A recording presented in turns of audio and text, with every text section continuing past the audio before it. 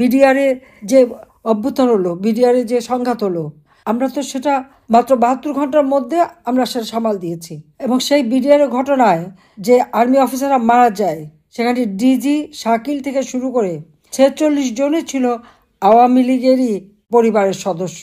আবার জাহাঙ্গীর কবির নানকের আপন ফুফাতো ভাই থেকে শুরু করে আমাদের অনেক, মালিক উকিল সাহেব, তার নাতি জামাই, প্রত্যেকটা তুখর অফিসার তাদেরকে ওখানে রেখেছিল। এর মধ্যে অনেকে আমি আমার বিজিআরে এবং এসএসএফ এ নিয়োগ দিয়েছিলাম। এখানে তাদের পাসিং আউট প্যারেডটা হবে তাদের যে ফেব্রুয়ারি 24-25 অনুষ্ঠানটার পরে ওরা এসে যোগদান করবে, কিন্তু সবাইকে হত্যা করলো। সেই হত্যা তদন্ত কমিটি করেছি এবং কি অদ্ভুত ব্যাপার, সেই তদন্ত কমিটির চেয়ারম্যান ছিল আজকে যিনি স্বরাষ্ট্র উপদেষ্টা লেফটেন্যান্ট কর্নেল জাহাঙ্গীর। সেই মেজর জাহাঙ্গীর সেই ছিল তদন্ত কমিশনের রিপোর্ট, আর তার উপর ভিত্তি করে মামলা হয়েছে, সাজাও দেওয়া হয়েছে। ইউনূস ক্ষমতা আসলো, হলি আর্টিজেনের জঙ্গিরা, বিডিআরের যারা সেখানে সাজাপ্রাপ্ত আসামি, 21 আগস্ট গ্রেনেড হামলায় যারা সাজাপ্রাপ্ত আসামি, সবাইকে মুক্ত করে দিল। আর জেলখানা ভরলো কাদের দিয়ে? আওয়ামী লীগের অগণিত নেতা কর্মীদের দিয়ে। আর বিডিআরের ঘটনায় এখন আবার আপনারা দেখেন নতুন করে তারা তদন্ত করলো কাকে দিয়ে? সে ফজলুর রহমান।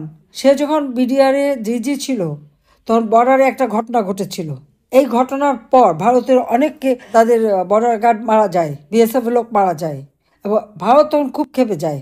তখন তো ওই ফজলুর রহমানের হাঁটু কাঁপা শুরু হয়ে যায়। সে প্রথমে খুব তাদেরকে মারতে পেরে ভীষণ দেখাচ্ছিল যে সাংঘাতিক একটা কাজ করে ফেলেছে। আর তারপর যখন দেখলো যে না, চারিদিকে ঘিরে ফেলেছে ইন্ডিয়ান আর্মি, তখন তার হাঁটু কাঁপা কাকে বলে। সারা রাত 22 বার ফোন করেছে, আমি নিজে উদ্যোগ নিয়ে তখনকার প্রাইম মিনিস্টার বাজপেয়ী, তার সাথে কথা বলে তার জীবনটা রক্ষা করেছিলাম।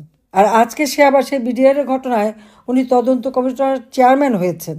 যে ওইভাবে একটা দেশকে একটা বিপদে ফেলতে পারে, তাকে দিয়ে তদন্ত কমিটি করে এখন সেখানে নাকি আমরাই নাকি হত্যা করেছি, আমি নাকি হুকুম দিয়েছি। আমি কেন হুকুম দিতে যাব? আমি কেবল সরকার গঠন করেছি, 2 মাসও হয়নি। আর এই বিডিআর এটা তো আমাদের হাতেই গড়া একটা মিথ্যা তদন্ত কমিটি করে একটা মিথ্যা অপবাদ দিয়ে এবং নতুন করে তারা মামলা সাজাচ্ছে। হ্যাঁ, 450 মামলা তো আমার বিরুদ্ধে আছেই, হত্যা মামলা। আর কিন্তু প্রকৃত যারা দায়ী তো আমি তো বলবো ওই জাহাঙ্গীর তাহলে নিজেই দায়ী ছিল, এই জন্য উপযাচক হয়ে তখন তদন্ত কমিশনের চেয়ারম্যান হয়েছে, এখন আবার সব উল্টাই দিচ্ছে। আমার প্রশ্ন যে ওই দিন খালেদা জিয়া ভোরবেলা 6টার সময় বাসা থেকে বের হয়ে চলে গিয়েছিল, কেন গিয়েছিল? কারণ তারেক জিয়া ফোন করেছিল। তারেক জিয়া 45টা টেলিফোন করে ঢাকা শহরে সেই দিন রাত্রে। তখন তো লন্ডন থেকে সমানে ফোন করতে থাকে এবং তাকে মাকে বলে বাড়ি থেকে বের হয়ে চলে যাও। খালেদা জিয়া কিন্তু ক্যান্টনমেন্ট থেকে বাইরে যেয়ে তার ভাইয়ের বাড়িতে ছিল। তারপরে 1 মাস 1.5 মাসের মধ্যে ক্যান্টনমেন্টে আসে নাই। এইগুলি কি কেউ তদন্ত করেছে? সে তদন্ত তো হয় না। সব দোষ আমাদের উপরে চাপানোর চেষ্টা কিসের জন্য? যেখানে আমরা কোনোদিন একটা প্রতিশোধ নিতে যাইনি।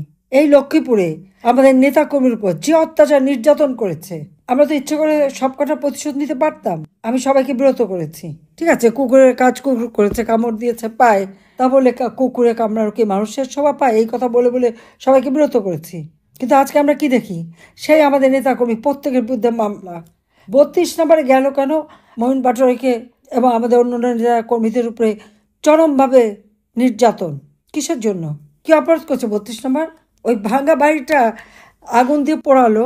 আগুন দিয়েছিল, তার নাম হলো রোমান হাওলাদার, যুবদলের নেতা। এবার ছবি তুলে পাঠালো তারেক জিয়াকে খুশি করার জন্য। এরপর সে বাড়িটা লুট করা হলো। তারপর আবার 5 ফেব্রুয়ারি 2025 সালে বুলডোজার দিয়ে ভাঙা হলো। কি অদ্ভুত এই দেশ! আরে জাতির পিতা যদি দেশ স্বাধীন না করতো তাহলে কি আর ওই মেজর জেনারেল কেউ হতে পারতো? যে ওরা মতো মেজর ছিল, আওয়ামী লীগই তো প্রমোশন দিয়ে মেজর জেনারেল করেছিল। সে তো ভুলে যায় কেন তারা? পুলিশ বাহিনী করে দিয়ে আইজিপি হতে পারতো, উঁচু পদে যেতে পারতো, পাকিস্তানিদের বুটের লাথি খেতে হতো।